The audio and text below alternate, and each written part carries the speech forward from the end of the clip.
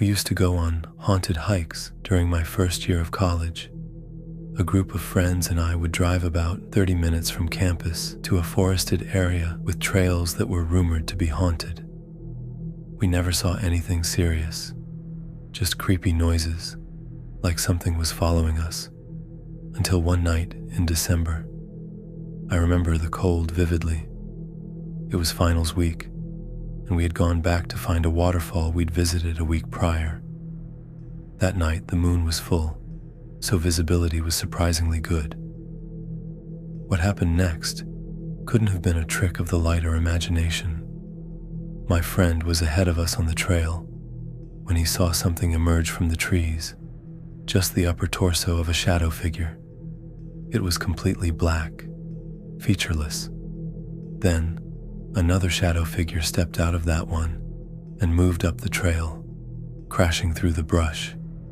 My friend turned and bolted back toward us, yelling, "There's more than one." I stayed at the back to make sure no one fell behind. As we crossed a narrow bridge over a shallow creek bed, I suddenly had that eerie sensation that we were being watched. Not just watched, I could see us from below, like I was seeing through someone else's eyes. I stopped halfway across and looked down into the creek bed. That's when I saw it. A pitch-black silhouette stood between the rocks, fully illuminated by the moonlight. It had no features, no clothes, just a humanoid outline with slightly distorted edges. It wasn't a shadow, and it wasn't malevolent, but it felt like a warning, like we weren't supposed to be there. When we made it back to the car, I asked my friend what he meant by more than one. I hadn't told him what I saw yet.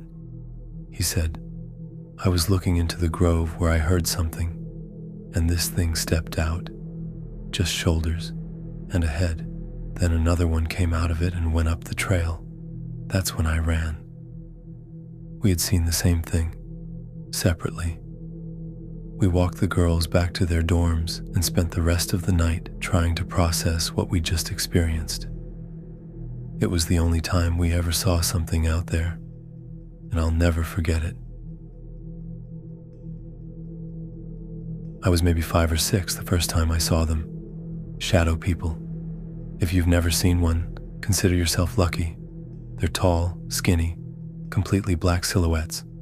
No eyes, no hair, no clothes, just absence. It's said they don't follow you. They linger in one place. For me, that place was Oceanside, California.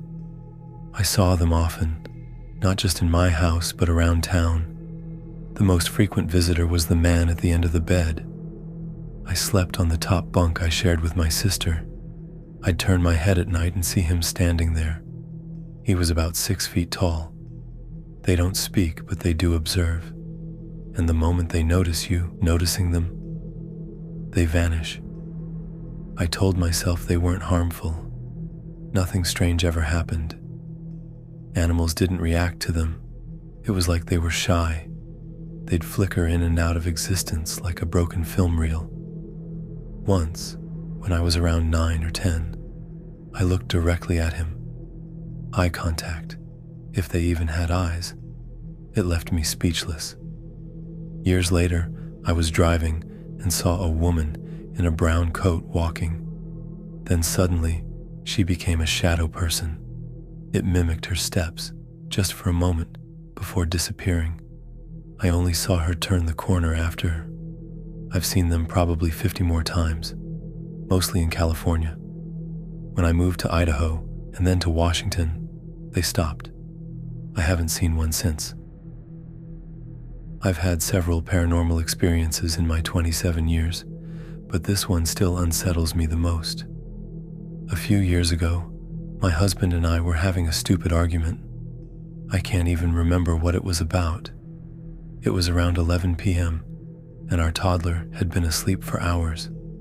I got fed up and left the bedroom to cool off in the living room. I didn't turn on any lights.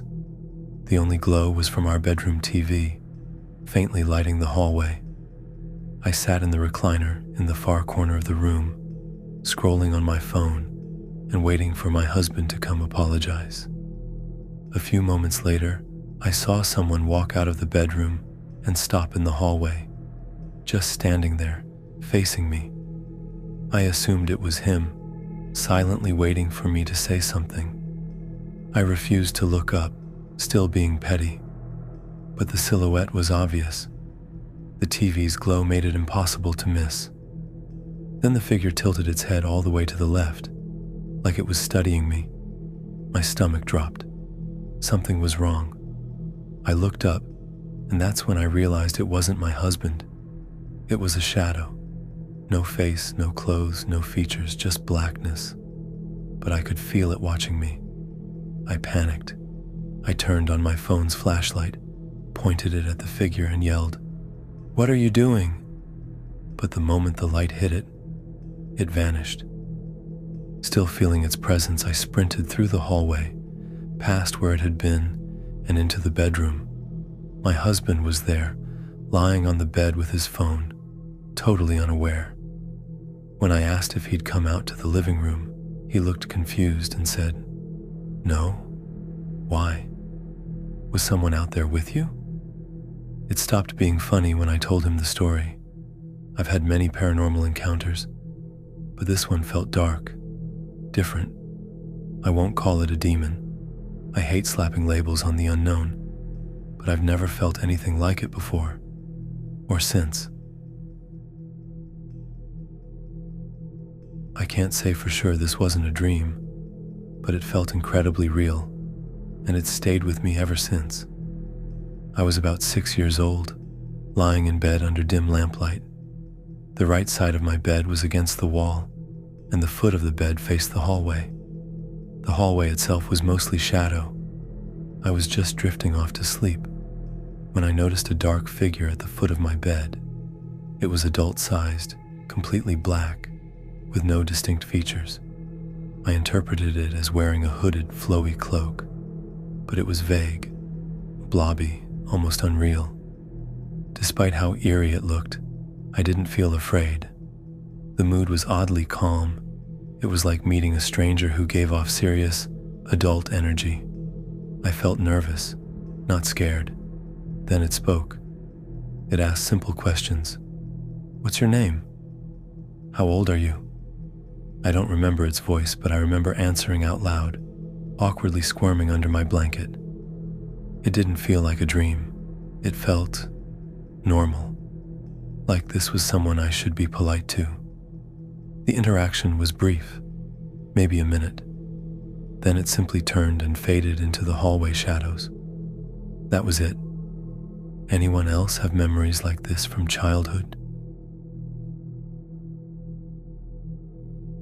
My older brother died on June 1st, but about 2 months before that, I started seeing a shadow figure walking from the kitchen to the bathroom. I've always been sensitive to the paranormal, but my boyfriend never had any experiences. I didn't tell him about it. He never believed me anyway. But things escalated. My purse flew off the dresser and landed 5 feet away at the foot of the bed. Then one day, my boyfriend looked at me and said, "I've been seeing something, like a shadow, walking from the kitchen to the bathroom, only in my peripheral. When I try to look directly at it, it disappears. I just saw one behind you." I was relieved someone else had seen it, and 2 weeks before my brother's death, a friend visiting our house mentioned seeing the same thing. The house was built in the 1930s, but there'd never been any paranormal activity until then. A few days before he passed, I was standing in the kitchen when I felt someone near me.